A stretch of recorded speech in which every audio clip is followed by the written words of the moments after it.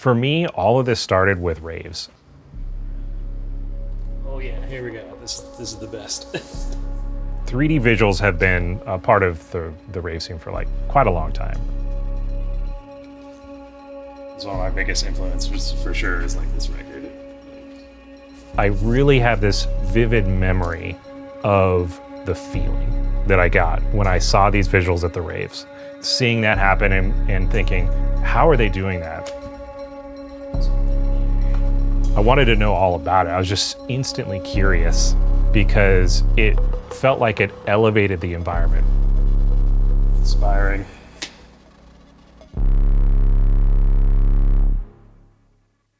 Oftentimes you've got a big like LED wall or a big screen. There's a VJ in the corner somewhere, and they're usually playing some sort of abstract art visuals that are moving, mind-bending kind of stuff, a lot of use of bold colors.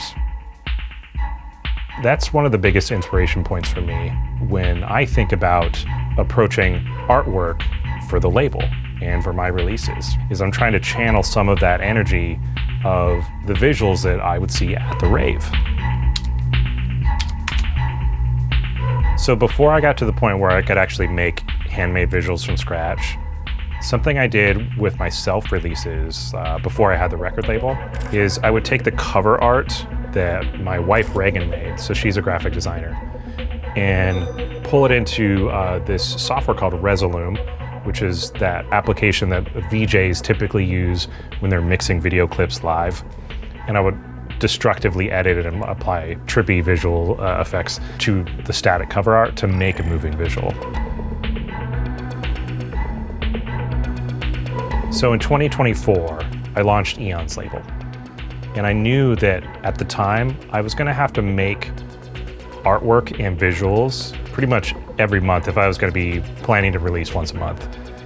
One of the things I wanted to do, however, was also step up my visuals game and go from 2D visuals and artwork to 3D graphic artwork and visuals. I think one thing for me that really separates clunkier visuals versus the stuff that's really top tier is depth. The 3D aspect is like really huge because you can make a lot of 2D visuals that look a little clunky, but 3D is so much harder. It takes a lot more work to get it right because thinking in 3D space for visual design is a really hard thing to do. It's not easy at all. So my first attempt at 3D artwork was to see if I could commission somebody to make it for me because I wasn't a 3D artist at the time. And I found out like just how pricey this stuff was, and for good reason. It's a lot of time and effort to make it. So an alternate path that I decided to take instead of custom visuals for every release at that time was to buy a pack of pre-made visuals, and then I would destructively edit them in Resolume to kind of like give them my own spin a little bit, and then using that to make the label covers and then the moving visuals from that. I was ultimately realizing this is not the right fit, and I really wanted to actually go custom, but I realized I was gonna have to learn how to do that myself in order to make this sustainable. So that's when I picked up Blender, and I was like, I'm gonna teach myself 3D modeling and animation, and let's see what we can build with this. All these wire tunnels were all done using a Blender system called geometry nodes. So the key difference between Resolume and Blender here is that Resolume, you're working with pre-made stuff generally. And with Blender, everything's from scratch. It's a blank canvas.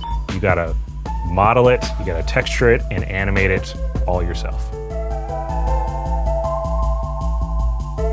Blender's a really difficult program to learn, especially if you don't have any prior 3D animation experience. So I definitely relied like heavily on like YouTube courses because like I had to teach myself from scratch, and just diving into the program was like not good enough. You had to follow a lot of lessons. So after I had some good Blender experience under my belt, I actually combined that with my older destructive editing workflow in Resolume, and that's when I found the perfect match. I finally felt like I achieved the vision for the artwork. I had these clean visuals that were coming out of Blender that were like to the vision that I wanted. And then I got to destructively mangle them in these really trippy ways. And that's when I realized we nailed it.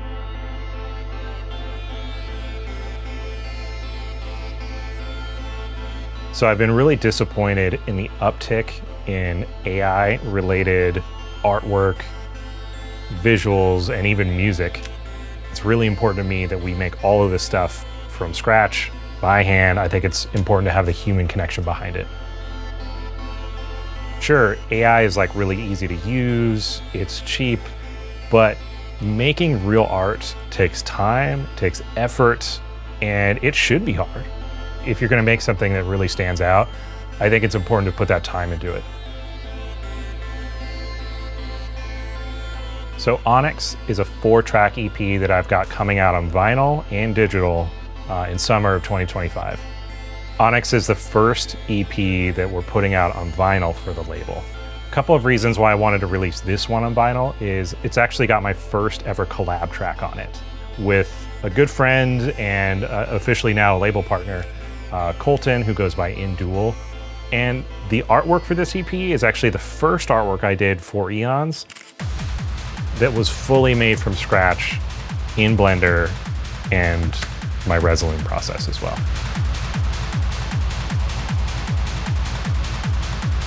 The Onyx EP artwork ended up being this futuristic, spacey tunnel scene with moving lights in it, and a lot of almost like smoky or debris basically to create a lot of grit.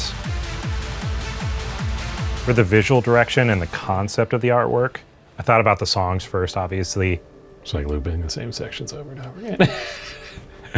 Welcome to music production. The songs on Onyx EP are certainly darker, they're heavier. I felt like a spacey, sparse theme really matched with this one because there's moments of that calm before just devastating energy. Yeah, dig that. With a vinyl release, you need several artwork panels. You've got your front cover and back cover. You also have an inner sleeve sometimes, and usually you also have labels on the records themselves. So what I ended up doing for the Onyx EP was exporting stills of the render at different spots in the animation timeline. So I had dozens of images at various camera angles to work with. And then my wife Reagan once again took over graphic design duties and leveraged all of those panels and built the layout for all the vinyl jacket, the labels, the sleeve, all of it. She pieced it all together, and we really love how it turned out.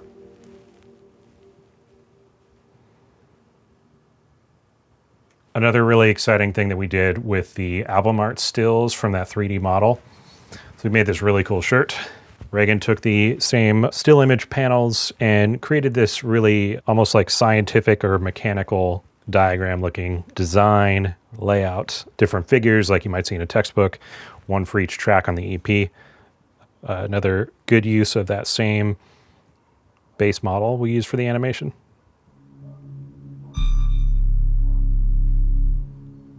It was a long process to get here, but now that we're here and we've achieved the vision, all of the releases will have a little bit more artistic cohesion going forward.